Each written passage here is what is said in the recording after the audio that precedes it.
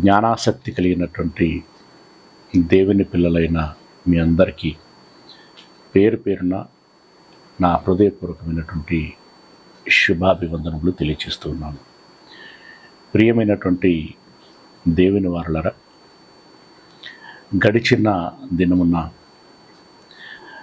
బైబిల్ని ఎలా చదవాలి, ఎలా వినాలి, ఎలా పరిశోధించాలి, ఎలా విభజించాలి, ఎలా కాల గమనములో ఆ విషయాన్ని అన్వయించుకోవాలి అనేటువంటి విషయాలను ప్రస్తావించుకుంటూ, దానికి ఉదాహరణగా ఒక హల్లెలూయా గురించి, అదేవిధంగా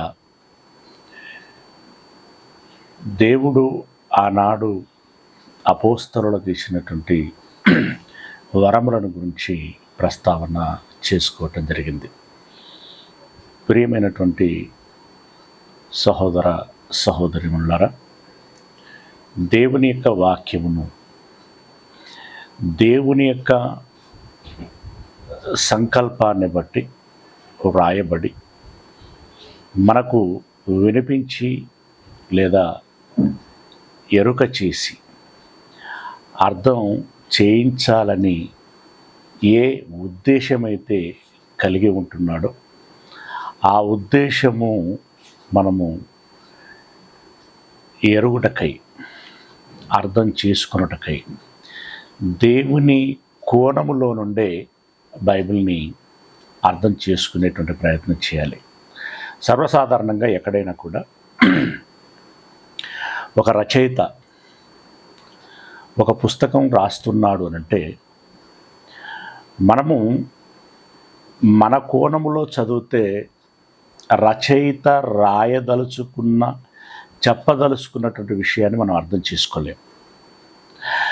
రచయిత ప్రారంభ పలుకు నుండి చివరి పలుకు వరకు మనకు ఏం చెప్పదలుచుకున్నాడు అనేటువంటి కోణములో అతని వైపు నుండి గమనించేటువంటి ప్రయత్నం చేస్తే పూర్తిగా ఆయన ఏం చెప్పదలుచుకున్నాడు అనేటువంటి విషయాన్ని అర్థం చేసుకోగలము. అలాగే దేవుడు ఈ బైబిల్ ద్వారా మనకు ఏం చెప్పదలుచుకున్నాడు, ఏమి నేర్పించదలుచుకున్నాడు అనేటువంటి విషయాన్ని దేవుని వైపు నుండి మనము ఆలకించేటువంటి ప్రయత్నం చేయాలి. అప్పుడే బైబిల్ మనకు పూర్తిగా అర్థం కావడానికి అవకాశం ఉంటుంది. ప్రియమైనటువంటి దేవుని వారలారా, 66 పుస్తకాలు రాయటం జరిగింది.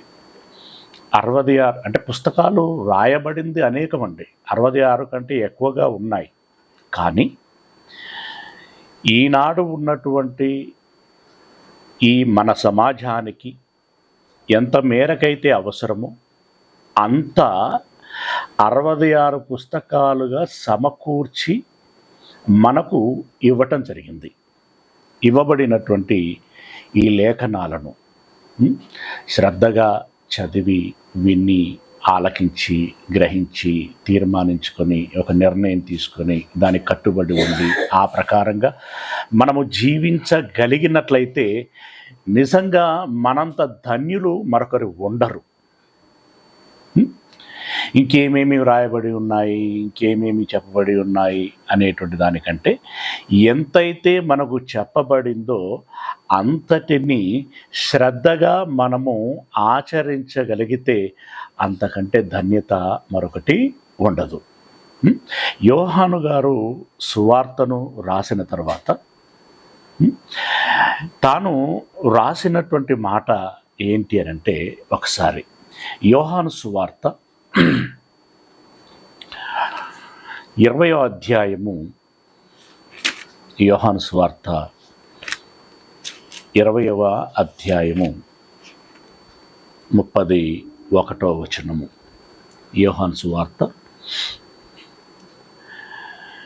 20వ అధ్యాయము 31వ వచనం.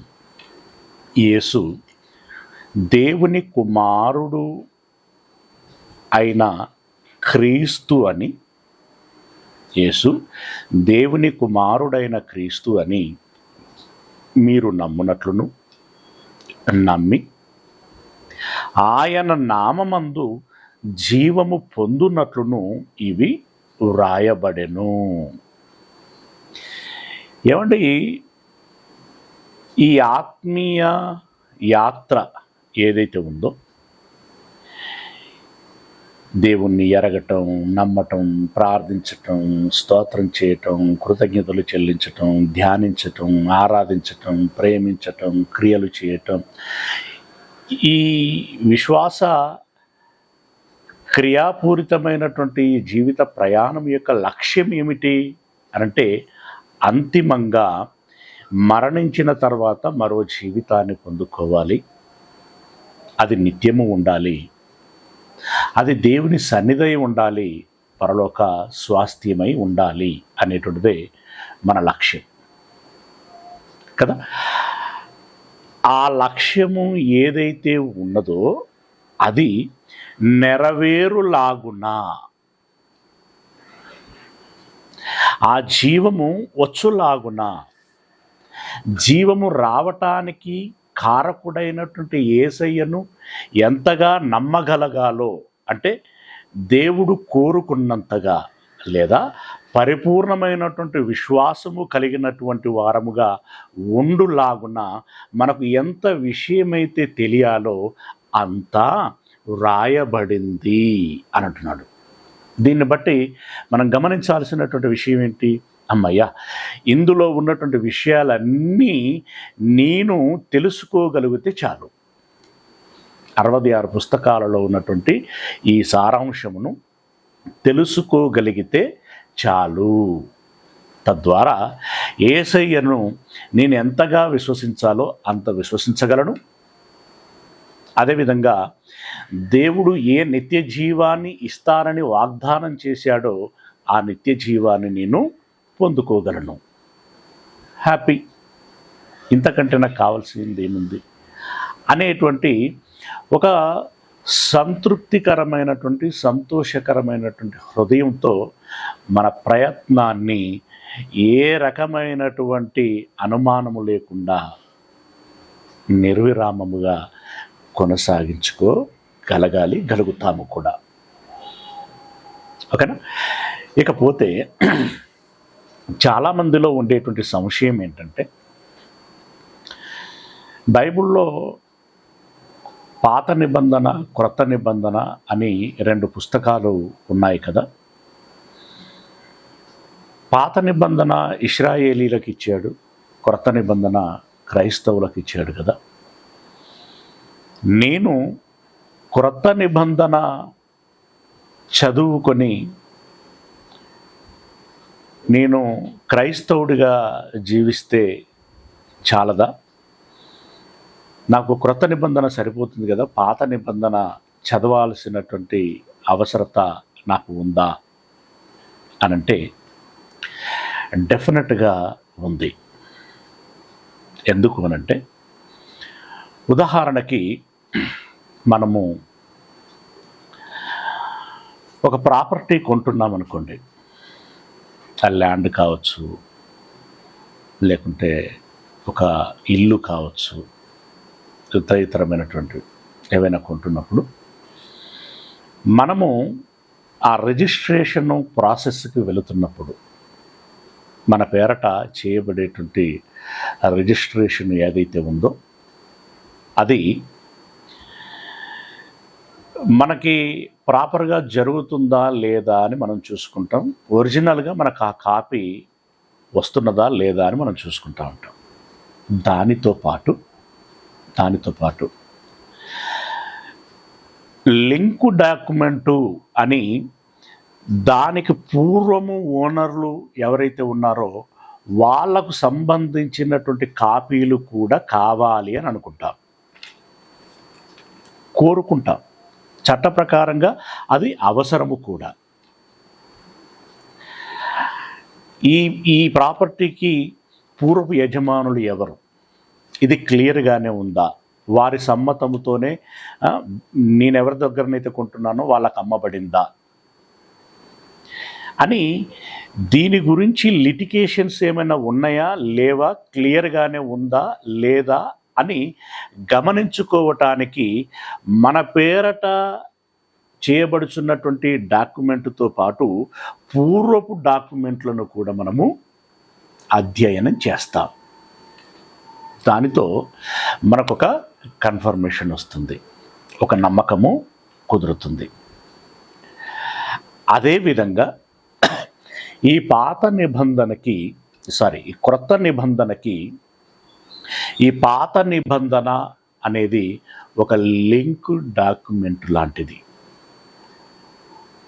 ఓకేనా? ఒక లింక్ డాక్యుమెంట్ లాంటిది. దానిని చదివితే కానీ క్రొత్త నిబంధన విషయంలో ఒక పరిపూర్ణమైనటువంటి అవగాహనకు, అదేవిధంగా పరిపూర్ణమైనటువంటి విశ్వాసమునకు మనము రాలేము. ఓకేనా? ఇక రెండవ విషయం ఏంటంటే, పాత నిబంధన కాలంలో జరిగినటువంటి ప్రతి పని, ప్రతి విషయం క్రొత్త నిబంధనకి ఛాయగా ఉన్నటువంటివి. పాత నిబంధన కాలంలోనే ఒక యేసయ్య గురించి కానీ, ఆయన మరణముల గురించి కానీ, ఆయన యొద్దకు వచ్చేటువంటి అన్యజనుల గురించి కానీ, వారు విశ్వసించి క్రైస్తవులుగా మారేటువంటి విషయం కానీ, యేసయ్య పునరుత్థానం చెందేటువంటి విషయం కానీ, ఆ తదుపరి తనను ధరించుకొని తన వలె జీవించినటువంటి క్రైస్తవులకు ఉండేటువంటి పరలోక సంబంధమైనటువంటి మంచి జీవితము గురించి కానీ పాత నిబంధన కాలములోనే వెల్లడి చేయబడ్డాయి. గనుక ఆ వెల్లడి చేయబడినటువంటి విషయాలకి క్రొత్త నిబంధనలో అవి జరిగి నిరూపితమైనటువంటి విషయాలకి పోల్చుకొని చూసినప్పుడు, అమ్మా ఇది ఎంత ప్రాపర్గా ఉంది, ఎంత ప్లానింగ్తో ఉంది, ఎంత ముందు చూపుతో ఉంది. ఇదేదో గుడ్డిగా జరిగినటువంటి ఆషామాషి వ్యవహారము కాదు. ఇది ఆలోచనాత్మకంగా, జ్ఞానయుక్తంగా, ఉద్దేశపూర్వకంగా, ప్రణాళికబద్ధంగా జరుగుచూ ఉన్నటువంటి ఒక ఆత్మీయ ప్రక్రియ అనేటువంటి విషయము మనకు బాగా అర్థమవుతుంది. ఎంత బాగా అర్థమవుతే మనలో అంత విశ్వాసము డెవలప్ అవుతుంది. ఎంత విశ్వాసము డెవలప్ అవుతే అంత భక్తి జీవితాన్ని మనము ఆచరణలో పెట్టగలం. ఎంత ఆచరణలో పెట్టగలిగితే అంత మెరుగైనటువంటి జీవితము, ఫలమును మనము కలిగి ఉండగలం. తద్వారా దేవుని యొక్క కృపకి, ఆశీర్వాదానికి పాత్రులమై దేవుడు అనుగ్రహించేటువంటి ప్రతి ఫలమునకు మనము వారసులముగా, హక్కుదారులముగా ఉండగలుగుతాము. గనుక ప్రియులరా, పాత నిబంధన సందర్భాలు వచ్చినప్పుడు కానీ, పాత నిబంధన చదువుతున్నా లేదా చదవవలసినటువంటి అవసరం వచ్చినప్పుడు కానీ, ఆ పాత నిబంధన గురించి మనకెందుకులే అనేటువంటి నిర్లక్ష్య వైఖరి ఏమాత్రము మనకు ఉండకూడదు. ఎందుకంటే ఆ విషయాన్ని కూడా భక్తులు ఇదిగో మనకు ఏ రకంగా ధృవీకరిస్తున్నారు, ఏ రకంగా మనకు రెఫర్ చేస్తున్నారు అనేటువంటి విషయాన్ని మనం గమనించినట్టయితే, కొరింథీయులకు రాసినటువంటి మొదటి పత్రిక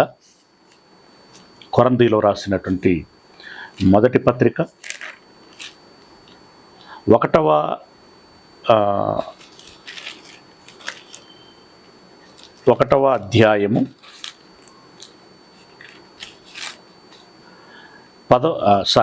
కొరింథీయులకు రాసినటువంటి మొదటి పత్రిక 10వ అధ్యాయము 11వ వచనము. 10వ అధ్యాయము 11వ వచనము. ఈ సంగతులు అంటే పైన కొన్ని సంగతులను ప్రస్తావన చేసుకుంటూ వచ్చాడు. ఉదాహరణకి 10వ అధ్యాయం 1-2 వచనాలను అలా చదువుతున్నాను షాంపిల్గా. సహోదరులారా, ఈ సంగతి మీకు తెలియకుండా నాకు ఇష్టము లేదు. అదేదనగా మన పితరులందరూ మేఘం క్రింద ఉండిరి, వారందరూ సముద్రములో నడిచిపోయిరి. అందరూ మోషేను బట్టి మేఘములోను సముద్రములోను బాప్తిసం పొందిరి. అందరూ ఆత్మ సంబంధమైన ఒకే ఆహారం భుజించిరి. అందరూ ఆత్మ సంబంధమైన ఒకే పానీయమును పానం చేసిరి. ఏలయనగా తమ్మును వెంబడించిన ఆత్మ సంబంధమైన బండలోనిది త్రాగిరి. ఆ బండ క్రీస్తే. అయితే వారిలో ఎక్కువ మంది దేవునికి ఇష్టలుగా ఉండకపోయిరు గనక అరణ్యంలో సంహరింపబడిరి. వారు ఆశించిన ప్రకారం మనము చెడ్డవాటిని ఆశించకుండానట్లు ఈ సంగతులు మనకు దృష్టాంతములుగా ఉన్నవి.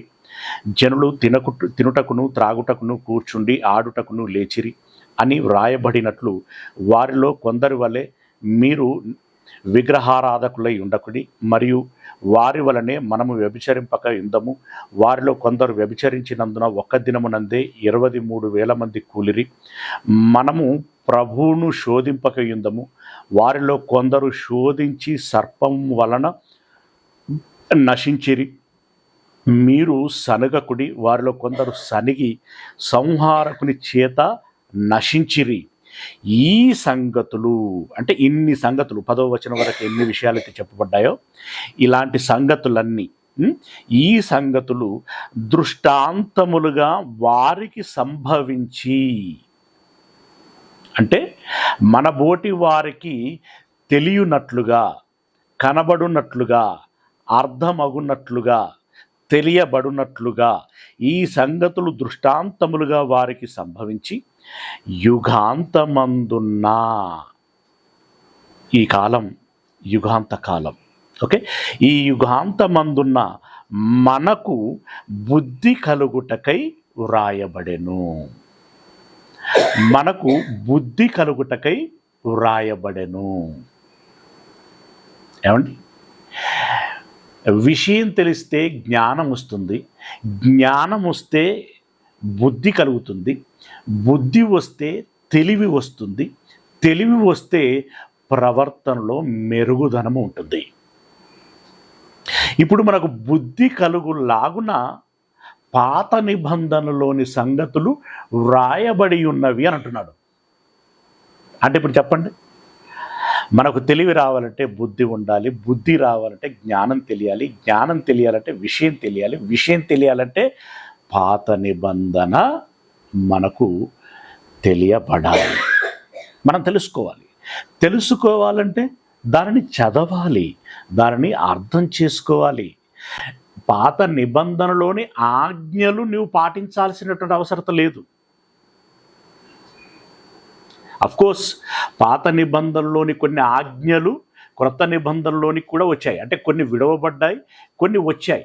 వచ్చినటువంటి వాటిని నువ్వు పాటించాల్సిందే. కానీ పాత నిబంధనలో ఉన్నటువంటి ప్రతి ఆజ్ఞను పాటించాల్సినటువంటి అవసరం లేదు. కానీ ఆ ఆజ్ఞలను అమలు చేయవలసినటువంటి ఇశ్రాయేలీలని, వారి జీవితాన్ని వారు అమలు చేశారా లేదా, అమలు చేసిన వారి జీవితాలు ఏమైనవి, అమలు చేయనటువంటి వారి యొక్క జీవితములు ఏమైనవి, వాటి పరిస్థితులు ఏంటి అనేటువంటి విషయము మనము ఎరగవలసినటువంటి వారమై ఉంటున్నాము. తద్వారా దేవుని గురించి, దేవుని చట్టముల గురించి, దేవుని ప్రజల గురించి, దేవుని ప్రజలకు ఇతరులుగా ఉన్నటువంటి అన్యజనులను గురించి ఈ పూర్తి అవగాహన మనకు పెంపొందింపబడటానికి అవకాశంగా ఉంటుంది. గనుక బుద్ధి కలుగుటకై మనకు, వాళ్ళకెవరకు అనుకోకండి, నాకు బుద్ధి కలుగుటకై ఈ పాత నిబంధన వ్రాసి అత్యంత జాగ్రత్తగా భద్రపరిచి ఈ 21వ శతాబ్దములో ఉన్నటువంటి నాకు భద్రంగా అప్పగించబడింది. వెరీ ప్లానెడ్ అండి, ఇది వెరీ ప్లానెడ్. ఎప్పుడు క్రీస్తుకు పూర్వం 1450 సంవత్సరములు, ఎప్పుడు క్రీస్తు శకము 2024 సంవత్సరము, ఈరోజు మన చేతిలో ఈ బైబిలు ఇంత జాగ్రత్తగా మన దగ్గర ఉన్నది అని అంటే దీని వెనకాల దేవుని యొక్క ప్రణాళిక ఎంత గొప్పదో మీరు ఒకసారి ఆలోచించండి. సుమారు 4500 చరిత్ర బైబిల్ ఇది.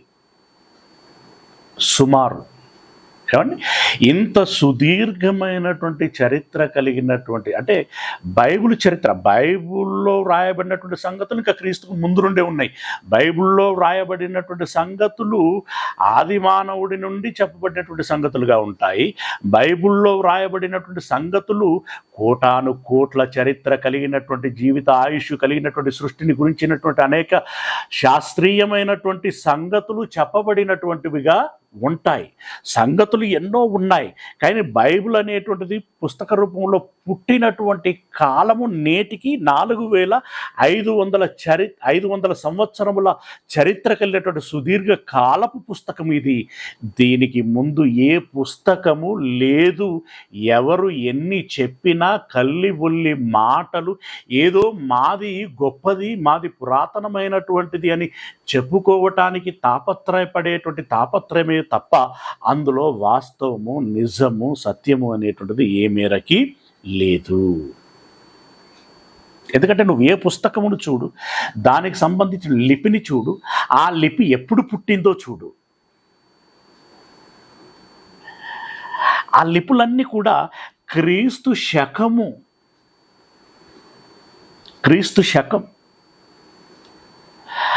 5, 6, 7, 8, 9, 10, 11 ఈ శతాబ్దాలలో పుట్టినటువంటిగా ఉంటాయి ఇప్పుడు ఈ లోకంలో ఉన్నటువంటి లిపులు, ఇంక్లూడింగ్ సంస్కృతం. ఓకే, మరి లిపులు అప్పుడు పుడితే మరి ఆ లిపితో కూడినటువంటి గ్రంథములు ఎప్పుడు పుట్టుంటాయి? ఒకసారి ఆలోచించండి. కాబట్టి అత్యంత పురాతనమైనటువంటి గ్రంథం బైబిల్. ఆ తదనంతరము ఇక ఎవరైనా ఒకటి చూసిన తర్వాత దాన్ని కాపీ కొట్టడానికి ప్రయత్నం చేస్తూ ఉంటారు. దాన్ని కాపీ కొడుతూనే కొంచెం డిఫరెంట్గా ఉండాలని ప్రయత్నం చేస్తూ ఉంటారు. ఆ క్రమంలో పుట్టుకొచ్చినటువంటి పుస్తకాలు చాలా ఉన్నవి, అది వేరే విషయం, రైట్. ఇది మనకు బుద్ధి కలుగులాగున వ్రాయబడింది ఈ పాత నిబంధన. క్రొత్త నిబంధన ఏమో పాటించటానికి వ్రాయబడింది. క్రొత్త నిబంధన పాటించటానికి వ్రాయబడింది. పాత నిబంధన మనకు బుద్ధి కలగటానికి వ్రాయబడింది. ఓకే, రోమపత్రిక 5వ అధ్యాయము 15వ అధ్యాయం. రోమపత్రిక 15వ అధ్యాయము 4వ వచనం. రోమపత్రిక 15వ అధ్యాయము 4వ వచనము ఏమంటున్నాడు? ఏలయనగా ఓర్పు వలనను లేఖనముల వలని ఆదరణ వలనను మనకు నిరీక్షణ కలుగుటకై, అంటే ఎదురు చూసి కనిపెట్టగలిగేటువంటి విశ్వాసము కలుగుటకై అని దాని అర్థం. నిరూపింపబడు వాటి యొక్క నిజస్వరూపమే విశ్వాసము అంటూ ఉంటాడు. అవునా? ఆ విశ్వాసము మనకు కలుగుటకై పూర్వమందు వ్రాయబడినవన్నీ మనకు బోధ కలుగు నిమిత్తము వ్రాయబడి ఉన్నవి. పూర్వమందు వ్రాయబడినటువంటి సంగతులన్నీ ఎందుకు రాయబడ్డాయట? ఎందుకు మనం చదవాల్సినటువంటి అవసరత ఉన్నది? ఎందుకు ఎరగాల్సినటువంటి అవసరత ఉంది అనంటే బోధ కలుగు నిమిత్తము. కనుక 66 పుస్తకాలలో ప్రతి పుస్తకానికి ప్రాధాన్యత ఉంటుంది. ఏది కూడా ఇది అవసరము లేదు అని అనుకోకూడదు. వ్రాయబడినటువంటి విధానము, వ్రాయబడినటువంటి శైలి విభిన్న విధాలుగా మనకు కనబడుతుంది. ఏ పుస్తకములోనికి వెళితే ఆ పుస్తకములోనికి మనం ప్రవేశించాలి. అందులో వ్రాయబడినటువంటి భాష, పదాలు, దాని విధానము మనము అర్థం చేసుకుంటూ అందులో లీనమైనట్లయితే నిజంగా మనకు కావలసింది భావం, మనకు కావలసింది భావం. ఆ భావాన్ని మనం ఎరగగలుగుతాము, ఎరిగి పరవశించగలుగుతాం. కనుక ప్రియులరా, బైబిల్ని చదివేటప్పుడు ఒక ఫేర్ మైండ్ తోటి, ఫ్రెష్ మైండ్ తోటి, ఏ విధమైనటువంటి అభిప్రాయాలకు ముందే రాకూడదు.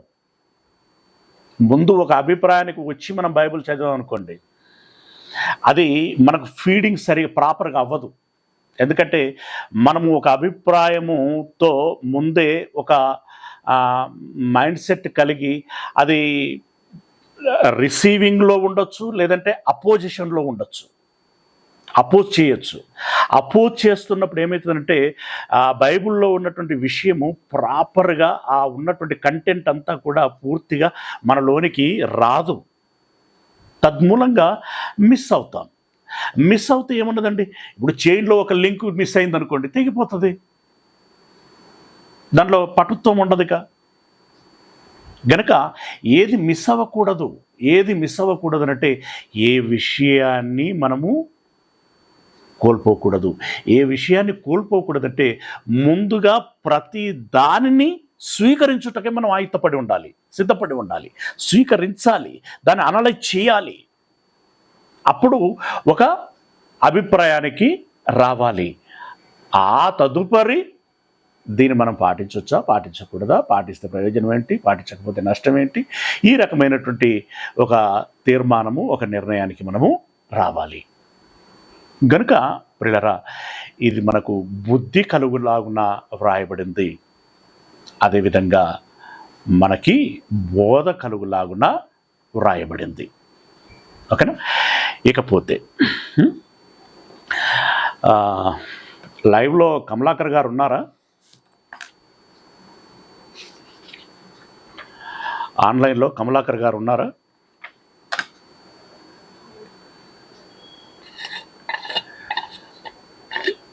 లేనట్టున్నారా?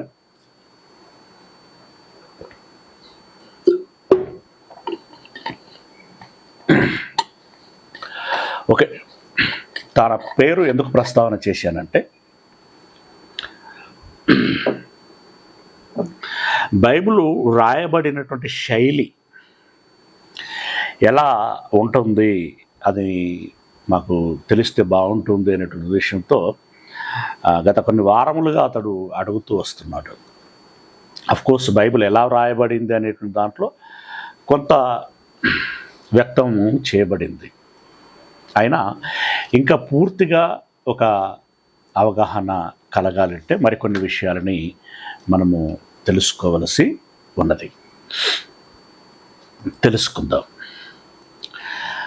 బైబిలు మనకు యెషయా గ్రంథంలో చెప్పబడినటువంటి దాన్ని బట్టి విషయం అంతా కూడా ఒక దగ్గర వ్రాయబడలేదు. కొంత ఇచ్చట, కొంత అచ్చట, జ్ఞానం వెంబడి జ్ఞానము, సూత్రం వెంబడి సూత్రము వ్రాయబడింది. ఓకే, అంటే ఒక పజిల్ మాదిరిగా వ్రాయబడింది. ఇకపోతే బైబిల్లో మనకు గతంలో చెప్పుకున్నట్టుగా బైబిల్ అనగానేమి అది ఎలా వ్రాయబడింది అనేటువంటి దాంట్లో మనం చదువుకున్నాం.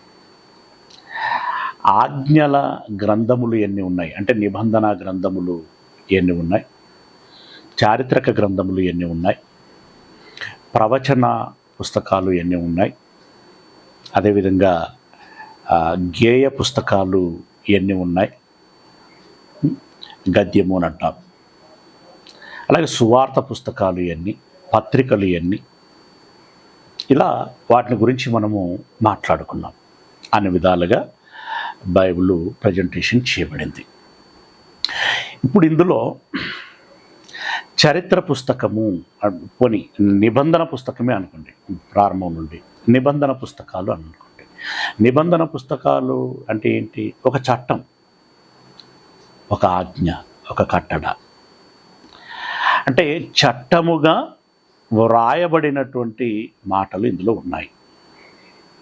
రెండవది, చరిత్ర పుస్తకాలు అంటే ఏంటి? చరిత్ర పుస్తకాలు అంటే గతములో ఏ కాలములో ఏ జనుల విషయంలో ఏం జరిగిందంటే అని తెలియచేసేటువంటి విషయం. చరిత్ర పుస్తకాలు. ఇక గద్య పుస్తకాలు అంటే లేదా గేయ పుస్తకాలు, ఇవి కీర్తనలు కావచ్చు, సామెతలు కావచ్చు, ప్రసంగి, పరమగీతాలు, సో అండ్ సో. ఇవి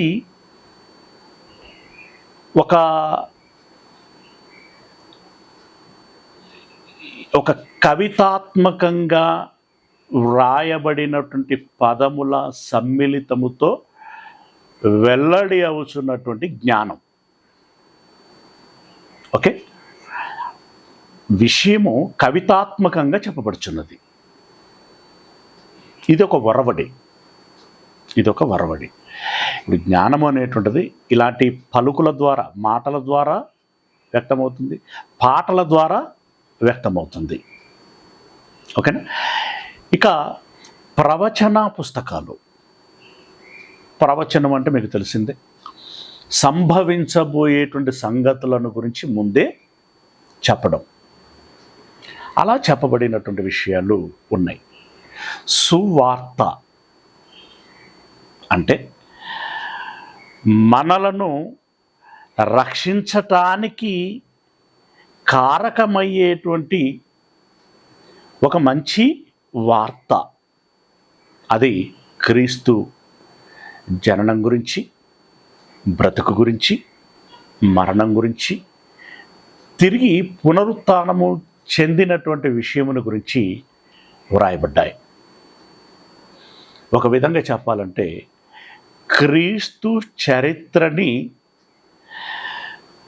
కొంత సంపూర్ణంగా కాదు, సంక్షిప్తంగా తెలియచేసినటువంటి పుస్తకాలవి. సంక్షిప్తమే కానీ మనకు అవసరమైనటువంటి మేరకి తెలియచేయబడ్డాయి. ఇక పత్రికలు దీన్ని మనం ఎలా అర్థం చేసుకోవాలంటే, ఇప్పుడంటే సెల్ ఫోన్లు వచ్చాయి, కొంచెం అంతగా అర్థం కాకపోవచ్చు ఈ యుగానికి, అంటే ఈ సెల్ ఫోన్ జనరేషన్లో ఉన్నటువంటి జనులకి. ఈ సెల్ ఫోన్లకి ముందు ఉత్తర ప్రత్యుత్తరములు జరిగేవి. అవి మనసు పెట్టి రాసేవారు. ఇప్పుడు కూడా వాట్సాప్ సందేశాలలో మనసు పెట్టి రాసేటువంటి వారు ఉంటే ఉండొచ్చు, కానీ ఎందుకు నాకంత ఆ ఉత్తరాల కాలములో ఉన్నంత ఆ సంపూర్ణమైనటువంటి దృష్టి, ఆ ఇంటెన్షనల్గా ఆ భావోద్వేగంతో వ్రాయబడేటువంటి తీరు ఉండదు అని అనిపిస్తూ ఉంటుంది. ఆ పత్రికల్లో వెల్లడి చేసేటువంటి విధానం ఎలా ఉంటుందంటే, ఇప్పుడు ఒక పిల్లోడు ఎక్కడో చదువుకుంటున్నాడు అనుకోండి, తల్లి లేదా తండ్రి ఉత్తరం రాస్తాడు, బిడ్డ మంచిగా చదువుకుంటున్నావా, మంచిగా చదువుకోనన్నా, మంచిగా చదువుకుంటే నీకు మంచి భవిష్యత్తు ఉంటుంది. అలాగే చెడు సహవాసము చేయకు, ఎక్కడ తిరగకు, సమయాన్ని వృధా చేసుకోకు, మంచిగా భోజనం చేయి, కడుపు నిండా తిను నాన్న. అలాగే వేళకు నిద్రపో, ఉపాధ్యాయులు చెప్పేటువంటి పాఠాలు జాగ్రత్తగా విను, ఇరుగు పొరుగు వారితో, స్నేహితులతో ఎంత మేరకి ఉండాలో అంత మేరకి ఉండు, మంచిగా ఉండు, వారితోటి మంచిగా ఉండు. ఈ రకమైనటువంటి మాటలు ఇంకా ఉంటాయి. ఉదాహరణకు మాట్లాడాను కొన్ని మాటలు. ఇవన్నీ ఏంటి అనంటే, ఒక తండ్రి ఒక తల్లి తన కుమారునికి చేస్తున్నటువంటి ఉపదేశం అంటే ఇలా ఉండు, ఇలా ఉండకు అని తెలియచేసేటువంటి మాటలు ఉపదేశముగా చెప్పబడతాయి. రైట్. లేదా ఎక్కడో ఉద్యోగం చేస్తున్నటువంటి అమ్మా నాన్నలకి ఉత్తరం రాస్తాడు, అమ్మ మీ ఆరోగ్యం బాగుందా, వేలకు మందులు వేసుకుంటున్నారా, భోజనం తింటున్నారా, ఏదైనా అవసరపడితే నాకు చెప్పండి,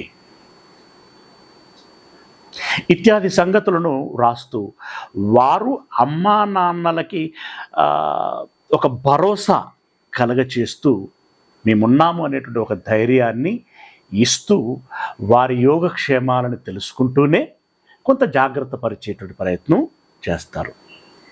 ఇవన్నీ కూడా ఉపదేశముల కిందికి వస్తాయి.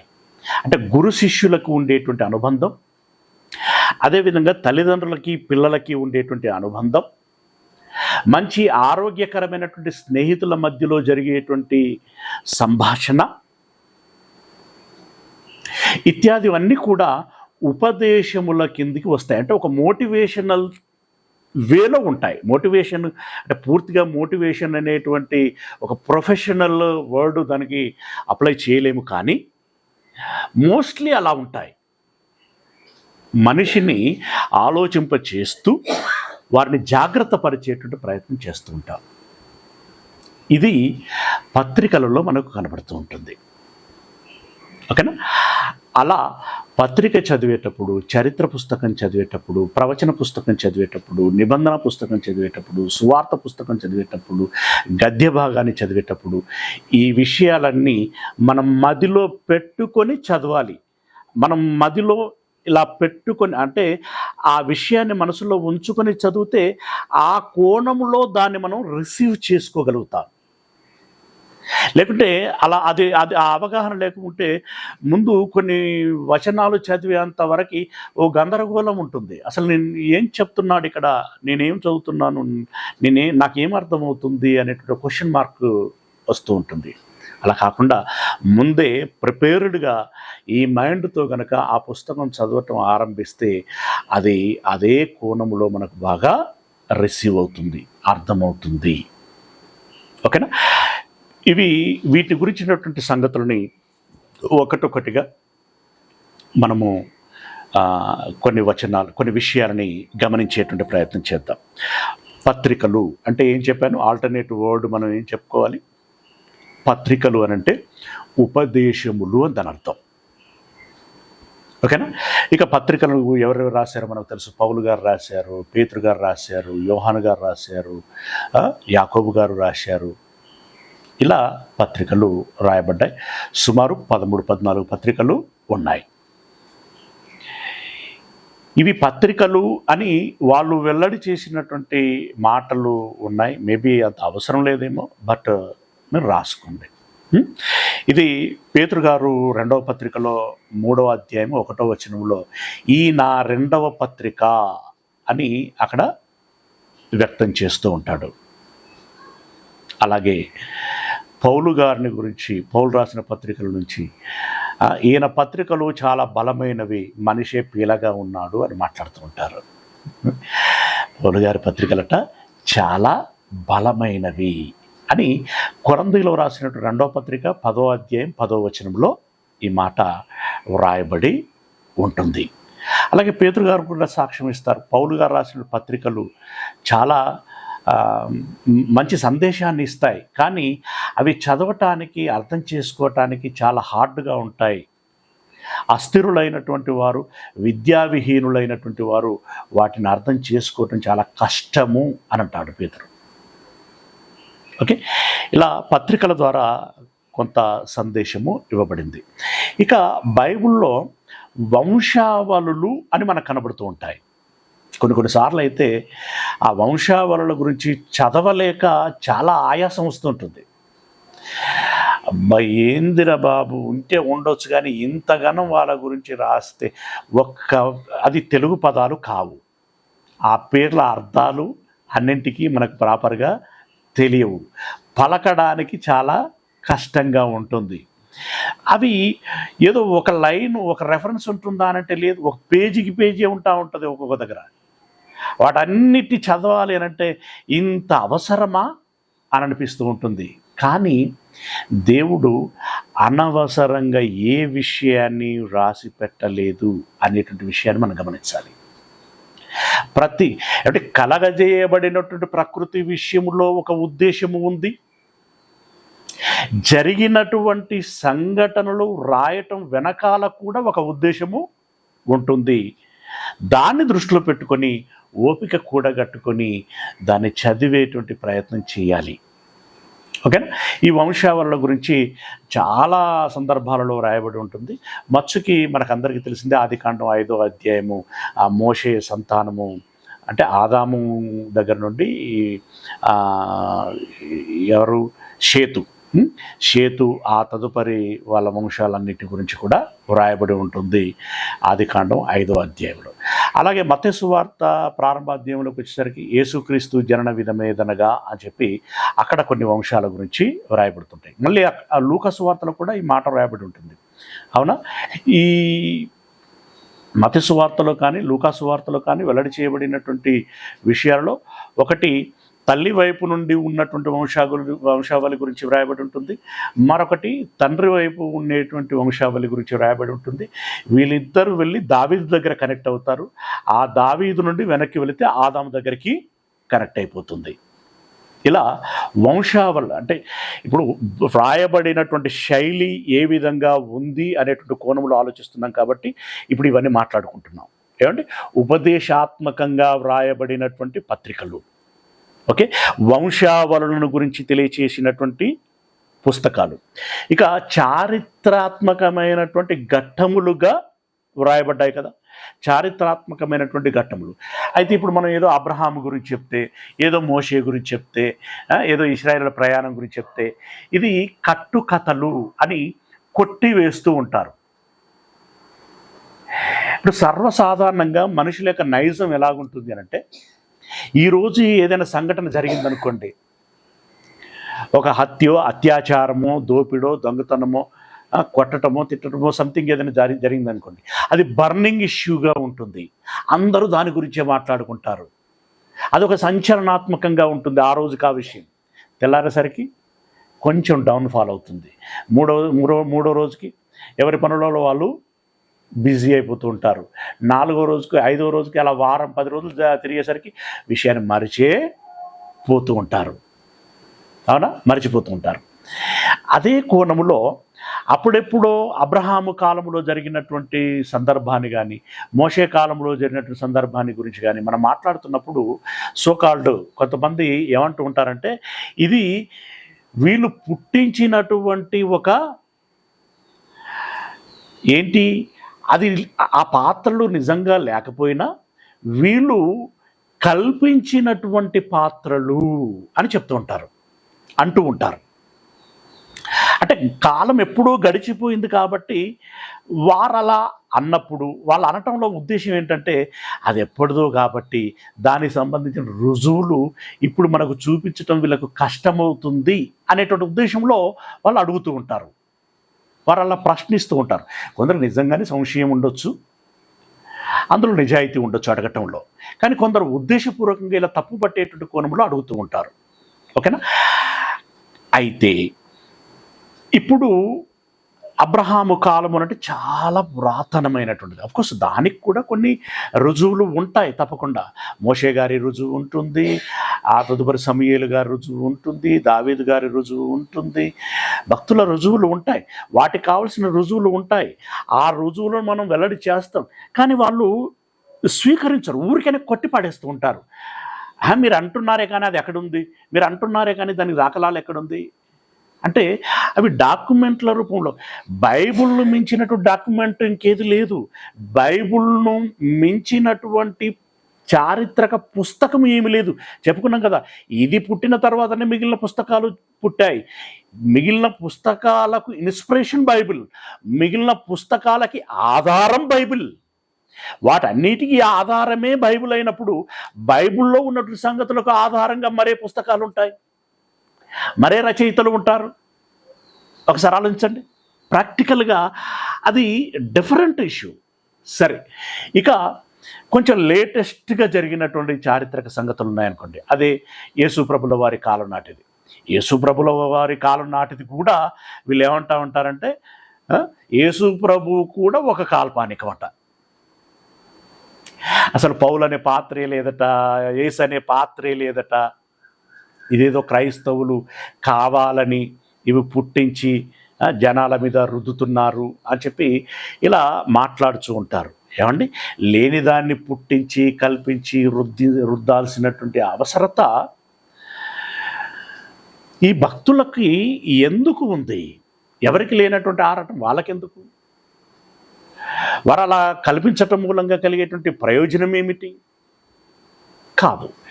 అయితే కొట్టి పడేయలేనటువంటి విధంగా, ఇది చారిత్రక ఆధారము అని చెప్పగలిగేటువంటి విధంగా బైబిలు రాయబడింది. అది మనం స్వీకరించేటువంటి విధానాన్ని బట్టి ఉంటుంది. ఏమండి, ఒక విషయం 2 అని విశదీకరించామనుకోండి, ఒక నిజమే కదా, 2 అని రిసీవ్ చేసుకుంటే ఇట్స్ ఓకే, సంతోషం. 2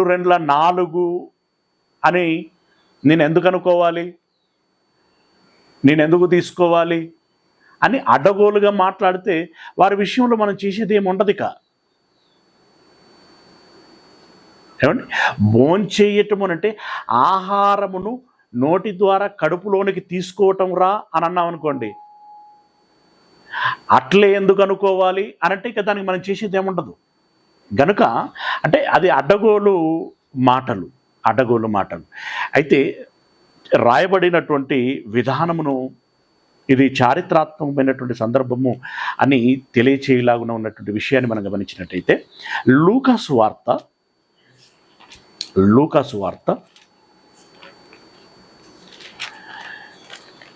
3వ అధ్యాయము 1వ వచనం.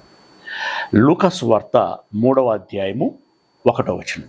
ఏమండి, ప్రపంచమును పరిపాలించినటువంటి మహాసామ్రాజ్యములు 4 ఉన్నాయి అనేటువంటి ప్రపంచములో ఎవరు కాదనలేనటువంటి ఒక గొప్ప చరిత్ర. అఫ్కోర్స్ ఈ చరిత్రలను చెప్పినటువంటి చారిత్రక పుస్తకం బైబిల్. ఇక అది వేరు విషయం. నేను గతంలో పాఠాలు చెప్పాను. ఎవరైనా ఇంట్రెస్టెడ్గా ఉంటే మీరు యూట్యూబ్ ఛానల్లోకి వెళ్ళి జీసస్ క్రైస్ట్ మినిస్ట్రీస్ లేదా జీసస్ ఛానల్ అని ఉంటుంది, BRTI రమేష్ అని కొట్టినా వస్తుంది, లేదంటే కొత్తపల్లి రమేష్ అని కొట్టినా మీకు వస్తుంది. అందులో బైబులు చెప్పిన బబులోను చరిత్ర, బైబులు చెప్పినటువంటి మాదీయ పారసీకుల చరిత్ర, బైబులు చెప్పినటువంటి గ్రీకుల చరిత్ర, బైబులు చెప్పినటువంటి రోమీల చరిత్ర అని సుదీర్ఘమైనటువంటి ప్రసంగాలు ఉంటాయి. ఎవరైనా ఆసక్తి కలిగినటువంటి వారు ఉంటే అందులో మీరు వినొచ్చు. రైట్. అయితే ఈ 4 మహాసామ్రాజ్యములు ప్రపంచమును పరిపాలించినవి అనేటువంటిది ఇన్ జనరల్గా చరిత్రకారులు అందరూ ఒప్పుకునేటువంటి విషయం. ఓకే. ఈ 4 మహాసామ్రాజ్యాలలో ఇప్పుడు రోమా సామ్రాజ్యం పరిపాలిస్తున్నటువంటి కాలము నాటి చరిత్రని లూకా గారు ఇక్కడ ప్రస్తావన చేస్తున్నారు. ఇవన్నీ రుజువులు, చరిత్ర అని చెప్పటానికి చారిత్రక ఆధారాలుగా గుర్తులుగా పెట్టినటువంటి పదాలు ఇవి, పేర్లు ఇవి. చూడండి, తిబెరి కైసరు. ఏమంటే రోమా చక్రవర్తులని బిరుదాత్మకంగా ఏమని పిలిచేవారు అనంటే కైసరు అని పిలిచేవారు. వారికి ఒరిజినల్గా ఇంకో పేరు ఉంటుంది, కానీ ఆ పదవి, ఆ పొజిషన్ని వారు కైసరు అని పిలిచేటువంటి వారు. ఇప్పుడు అప్పుడున్నటువంటి కైసర్ ఎవరట అనంటే తిబెరి కైసరు. తిబెరి అంటే తిబెరి అనేటువంటి వ్యక్తి రోమా మహాసామ్రాజ్యములో పరిపాలించినటువంటి వాడుగా ఎవరైనా ఉన్నారా అని మీరు కామన్ హిస్టరీలో మీరు వెరిఫై చేసుకున్నా కూడా మీకు తిబెరి కనబడతాడు.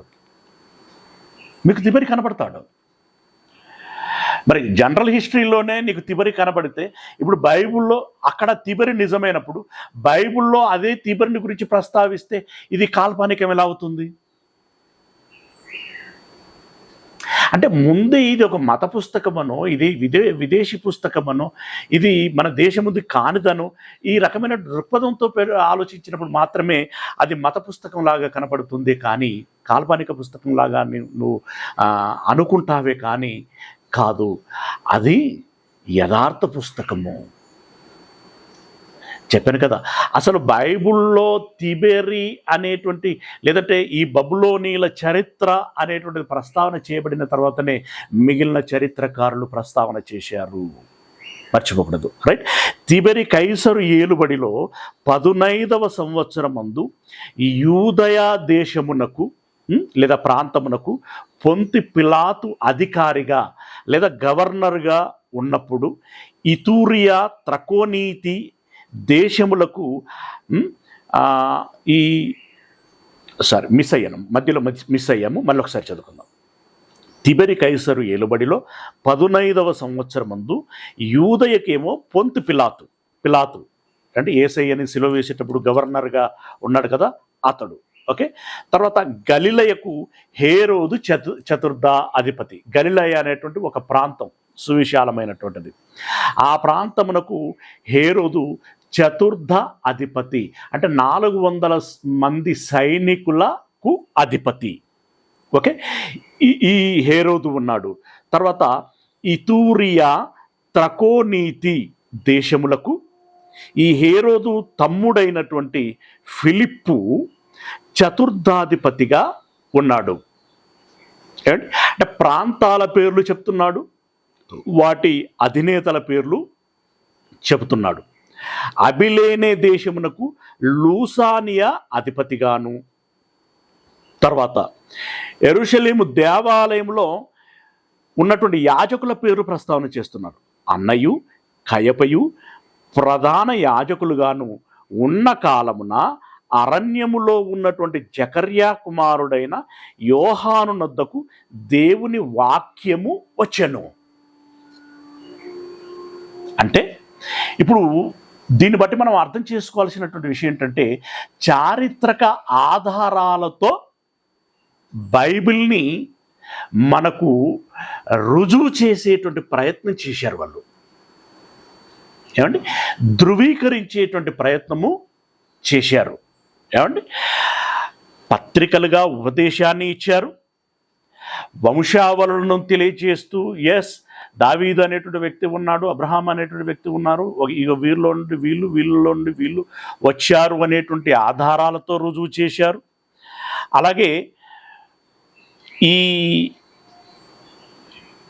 ప్రవచనాత్మకంగా తెలియచేసి ఇదిగో పలానప్పుడు చెప్పబడినటువంటి విషయము ఇదిగో పలాని సందర్భంలో నెరవేరింది అనేటువంటి విధానములో వారు తెలియచేసినటువంటి సందర్భాలు ఉన్నాయి. ఇప్పుడు కవితాత్మకంగా తెలియచేయబడినటువంటి సంగతులతో పాటు చారిత్రాత్మకంగా తెలియచేయబడినటువంటి సంగతులు ఉంటున్నవి. ఈ కోణంలో మనం ఆలోచించాలి. ఓకేనా? ఇక మరికొన్ని సంగతులు ఉపమాన రీతిగా మనకు తెలియచేయబడ్డాయి. ఇవన్నీ శైలి, రాయబడిన శైలి, చెప్పబడిన శైలి, ఉపమానాత్మకంగా. ఉపమానము అంటే ఏంటి అనంటే, ఏదేని ఒక విషయము ఏదైతే మనకు సంపూర్ణంగా తెలిసి ఉంటుందో, దేని గురించిన అవగాహన మనకు బాగా ఉంటుందో దానిని ప్రస్తావన చేస్తూ అది ఎలాగో ఇది కూడా అలాగే అని అర్థం చేస్తూ ఉంటాడు. అంటే మనకు అర్థమైనటువంటి దాని గురించి ప్రస్తావన చేసి అర్థం కాని దాని గురించి అర్థం చేయించేటువంటి ప్రయత్నం. ఇందుకోసము ఉపమానములు వాడటం జరిగింది. అంటే ఉదాహరణలు తీసుకొని బోధించటం, అది ఉపమానం. అలాంటి ఉపమానాలతో యేసయ్య అనేక సంగతులను మాట్లాడాడు. ఒక దగ్గరనైతే మాట రాయబడి ఉంటుంది, ఆయన ఉపమానము లేకుండా ఏది బోధించలేదు అని అంటుంటాడు. అంటే ఏది చెప్పినా కూడా ఉపమానమును తీసుకుని, ఎందుకంటే ఆ రోజు ఉన్నటువంటి జనులు సాధారణ జనులు, పామరులు.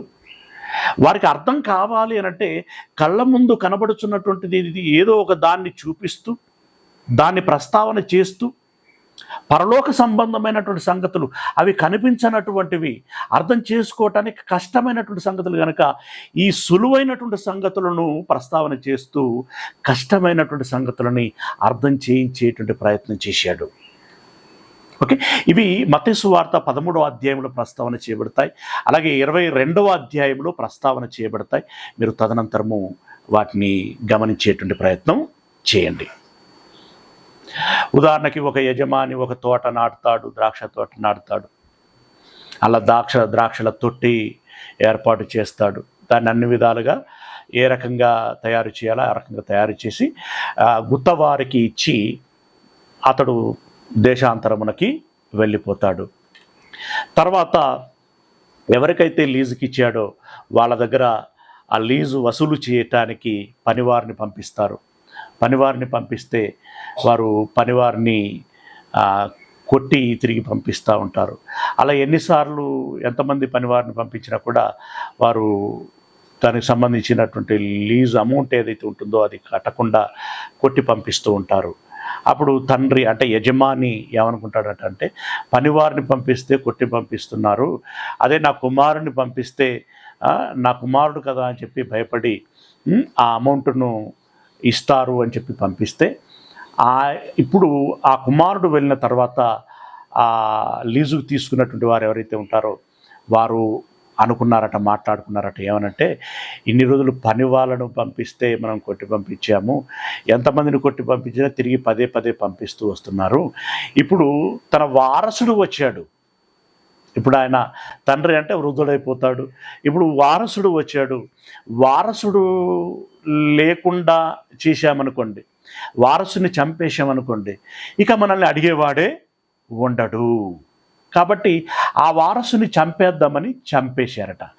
ఆ విషయం తెలిసినటువంటి యజమాని వెంటనే పరుగున అక్కడికి వచ్చి వారిని శిక్షించి ఆ లీజు ఎవరికైతే ఇచ్చారో ఆ లీజును రద్దు చేసి మరొకరికి ఇచ్చును అని ఒక ఉపమానం చెప్పాడు. ఇది జనరల్గా జరిగేటువంటిది.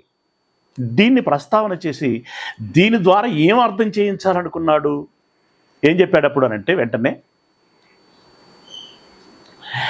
ఇల్లు కట్టువారు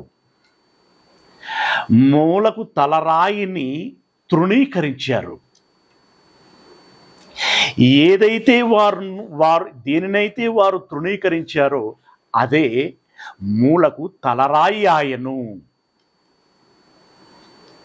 అలా ఏర్పరిచినటువంటి వాడు దేవుడే అని ఇక దాన్ని వివరిస్తూ వెళుతూ ఉంటాడనమాట. ఇప్పుడు అక్కడ ఇల్లు కట్టాల్సినటువంటి వారు ఎవరంటే యూదులు, యజమాని ఎవరంటే దేవుడు, పనివారు ఎవరు అనంటే క్రీస్తుకు ముందు వచ్చినటువంటి ప్రవక్తలు. ఏమండి, వారసుడు ఎవరయ్యారంటే యేసుక్రీస్తు. ఇలా మూలకు తలరాయి అనంటే ఒక ఇంటి నిర్మాణానికి అంటే ఒక సంఘ నిర్మాణమునకు ఒక మూలముగా ఉన్నటువంటి విశ్వాసమునకు మూలము అని మనం ఎరుగుతాం కదా. ఏమంటే అలా మూలమైనటువంటి వ్యక్తి యేసయ్య. ఇక ఆ తదుపరి పేర్చబడినటువంటి రాళ్ళు పలానా పలానా అని చెప్పి దాన్ని విశదీకరిస్తూ ఉంటాడు.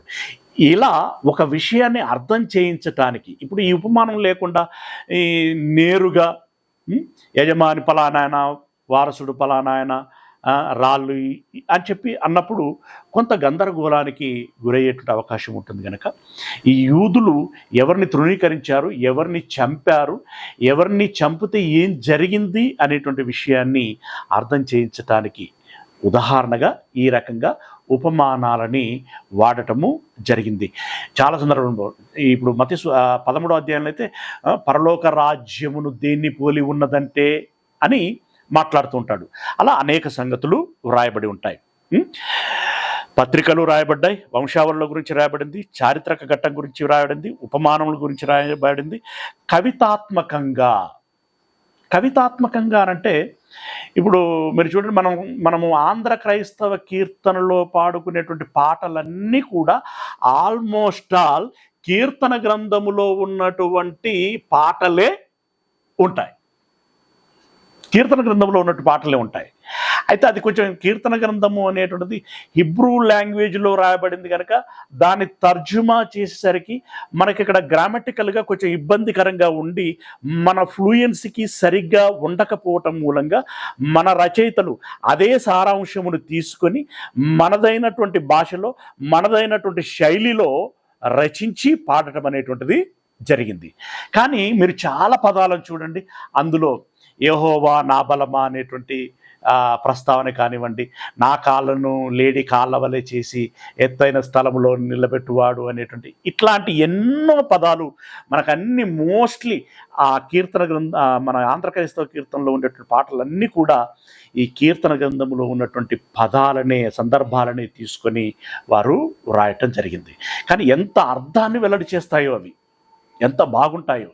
ఎందుకంటే ఒక్కొక్కరు ఒక్కొక్క కోణంలో ఇష్టపడుతూ ఉంటారు. ఆయా కోణములలో వాటిని వ్యక్తం చేసేటువంటి ప్రయత్నం చేశారు. మెట్టికి మనకి ఈ సంపూర్ణ జ్ఞానమును అందించాలి అనేటువంటిది వారి యొక్క ఉద్దేశం. పిల్లరా, ఇంకా కొన్ని విధానాలలో బైబిల్ చెప్పబడింది. ఇంకా చాలా ముఖ్యమైనటువంటి సందర్భాలు ఉన్నాయి. అసలు ఈ కళలేంటి, దర్శనాలేంటి, అసలు విషయం కళ, మరి కళ ఇప్పుడు మనకు కూడా వస్తుంది, దీన్ని ఎలా అర్థం చేసుకోవాలి, మరి ఆనాటి కళ అది నిజం అన్నట్టుగా దాన్ని ఎలా అర్థం చేసుకోవాలి, కళకి దర్శనానికి ఉన్నటువంటి డిఫరెన్స్ ఏంటి, సో విషయాలు ఇంకా చాలా ఉన్నాయి. దేవుని చిత్తమైతే రేపటి దినమున వాటిని మాట్లాడుకునేటువంటి ప్రయత్నం చేద్దాం. ప్రార్థన చేసుకుందామండి. సర్వోన్నతుడైనటువంటి మా దేవుడా, మీ పాదములకు మరొకసారి వందనాలు చెల్లిస్తూ ఉన్నాం తండ్రి. దేవా, ఈ దినమునకు ఏ మేరకి సాధ్యపడిందో ఆ మేరకి మేము మీ మాటలని ధ్యానించాము దేవా. అయ్యా, మరి రేపటి దినమునకు మేము ధ్యానించాల్సినటువంటి విషయాలని ధ్యానించటానికి మేము సిద్ధపడి మీ సన్నిధిలోనికి రాగలిగేటువంటి కృపను దయచేయమని వేడుకుంటున్నాం తండ్రి. క్రమం తప్పకుండా ప్రతిరోజు మీరు మాకు నేర్పించదలుచుకున్నటువంటి విషయాలన్నిటినీ సంపూర్ణముగా నేర్చుకొని మీరందిస్తున్నటువంటి మహాజ్ఞానపు సంపదను, ఐశ్వర్యాన్ని మా సొంతం చేసుకొని తేటనైనటువంటి ముఖముతో తెలివైనటువంటి వారముగా మా జీవితములను మేము జీవించి అయ్యా, భవిష్యత్తుకు సంబంధించినటువంటి బలమైన పునాది మేము వేసుకోగలిగేటువంటి కృపను మాకు అనుగ్రహించమని వేడుకుంటున్నాం. ఈ మాటలు విన్నటువంటి మీ పిల్లలందరినీ పేరు పైన దీవించండి, ఆశీర్వదించండి. ఆ కుటుంబాలకి తోడై ఉండండి. కావలసినటువంటి సమృద్ధిని మీరు అనుగ్రహించమని వేడుకుంటున్నాం. అయ్యా, ఈ దినపు కార్యములలో మీరు తోడై ఉండండి. మంచి ఫలములని మీ పిల్లలకి దయచేయమని వేడుకుంటున్నాం. మీ పిల్లలను, మమ్ములను మీ చేతులకు అప్పగించుకుంటూ మీ ప్రియకుమారుడు లోకరక్షకుడైనటువంటి క్రీస్తు యేసుల వారి మహిమగల పరిశుద్ధ నామమున ప్రార్థించి విన్నపించుకుంటున్నాం మా పరమ తండ్రి. ఆమేన్.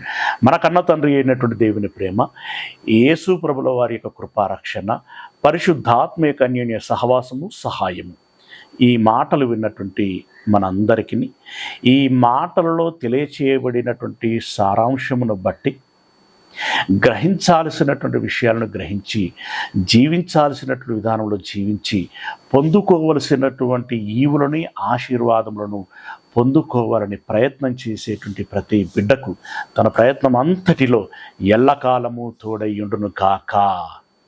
ఆమేన్. అందరికీ వందనాలండి. ఓకే, బ్రదరు నాకు నరేష్ గారు మీరు ఈ రోజున ఇంతకుముందు కూడా జాయిన్ అయ్యారా? Okay okay okay